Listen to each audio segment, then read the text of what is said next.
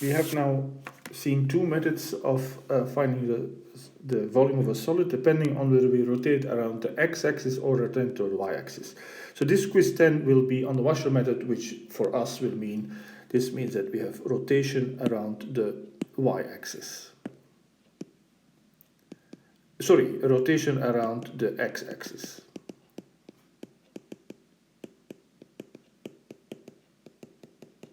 Okay, and look for the lecture for what happens if you do the y-axis. But okay, let's look at this. I'm going to do one example here.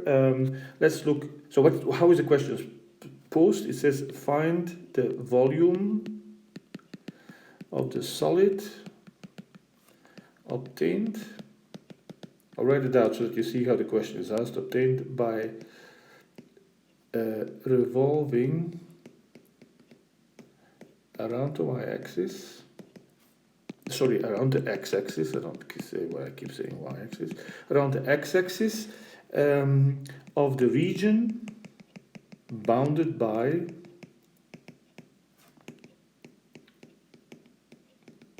and now come the two equations. Here, the one that I'm going to take here is x cubed plus 1 and y is x plus 1.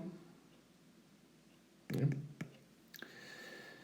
The question itself is a bit of a mouthful, but the only two things that matter really is around which axis do we rotate, it's the x-axis, and what is it that we rotate is at the two curves. So each time we have these two region bounded by curves, we need to find the intersection points. So step 1, the intersection points. So we put these equal to each other. X equals x plus 1, so it's x cubed minus x equals 0. We can factor this as x times x squared minus 1. We factor an x out, right? And then we see that it's left with this, the difference of squares, okay? Or the two numbers that multiply to -1 and add up to 0. So this gives me three roots, x equals 0, x equals 1, and x equals -1. Okay.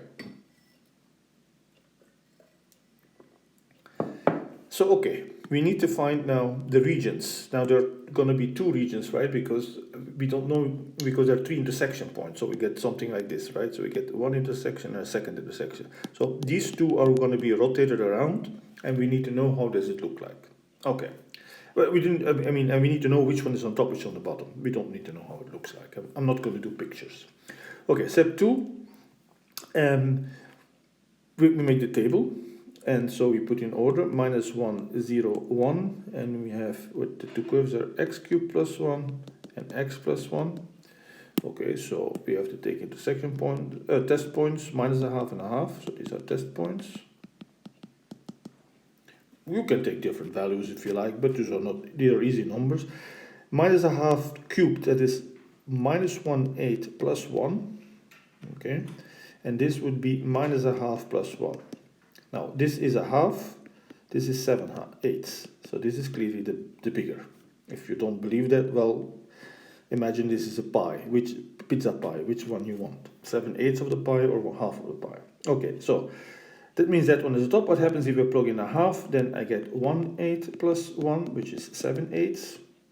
And the other one gives me a half plus 1, that is 3/2, which is 1/8 plus 1 is 9/8, but 3/2 is still much more, right? That would be 12/8. Okay, the way to compare fractions is actually putting on common denominator, and then you can see whichever has the biggest denominator. So if you don't believe me, this was 4/8. So this is the bigger. Okay, the bigger numerator. Sorry, I said denominator. Okay, so what are we in now? Now we need to remember the formula for the washer method. So the washer method formula, I'll go down here. So what is our formula is pi f top square minus f bottom square dx. Don't forget the pi. And so we need the equations, but we need to square them. And we need the top one first and we subtract the bottom one. Okay, there we go. This is the top one. On the first interval, we have to split the integral. So the volume is equal to two integrals, right? So we're going to have from -1 to 0, and we get the first one squared, so x cubed plus 1, the top one squared, minus the bottom one squared, dx. plus, and now from this goes from 0 to 1, and this time it's the other way around, so x plus 1 is now the top one, so we square that one and subtract the other one from it, x plus 1 squared dx. Now, we have to integrate this, but we cannot integrate like this. We need to expand this. And so this is x to the double product formula, a plus b squared is a squared plus 2ab plus b squared, okay? Otherwise you foil it if you don't remember the formula. So this is x to the sixth plus 2x cubed plus 1, and this minus x squared plus 2x plus 1. If you want, you can write this a bit, x to the sixth plus 2x cubed minus 2x, and the ones cancel. Okay, that's this one. And then here we would have, well, we kind of know what it's going to be because it's the negative of this one, right? So you can work this out, but you know this has to be this. Now, it might be good to work it out because you might have made a mistake in the first one and then you can compare. But I think I've done it well, so I'm not going to do this. But if you don't believe me, work it out, okay? And then, so this is what we need to integrate. So we have to integrate this. So x to the 7th over 7 plus 2x to the 4th over 4 minus 2x squared over 2. So that's actually minus x squared. And that is between negative 1 and 0 plus. And now we have just the negative of this guy, right?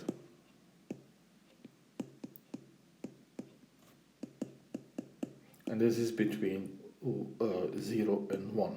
And if we plug in, we get a minus 1/7, because minus 1 to the odd power is odd. Then we get 2/4, that becomes of course a half. So we get plus a half, and then minus 1/4. Now we know that this number has to be positive, right? Because this part is one part of this integral of this volume, and that part has to be a positive number. It's a volume, but you can see that this is a positive number. It might not immediately look like it, but it's 1/4 minus 1/7, which is still a positive number. And then here we would get plus minus 1/7 minus a half, 2, 4 cancels, right? Plus 1.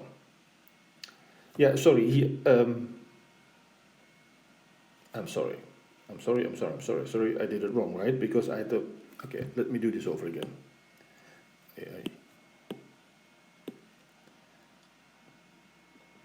Okay, let me do this over again. I have to plug in 0, so I get 0 minus, and now I plug in negative 1. I get minus 1/7 minus a plus a half minus plugging in 1 here. Sorry, that's I don't know. I was still thinking about another problem. Minus 1 here. Sorry. And this is a negative number, but the negative makes it positive. So now I'm good. Okay. And then here we plug in 1. We get minus 1/7 plus a half. Minus a half plus 1 minus 0, because we plug in 0 then. Okay. So we get this number actually twice.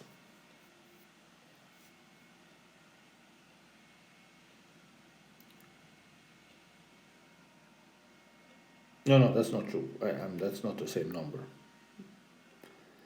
I don't know why I said that. That's not the same number. Okay. Okay, actually we can work this out just for the fun of it. This is 1/7 minus a half plus 1, right? We have to distribute the negative sign. Minus 1/7 minus a half plus 1.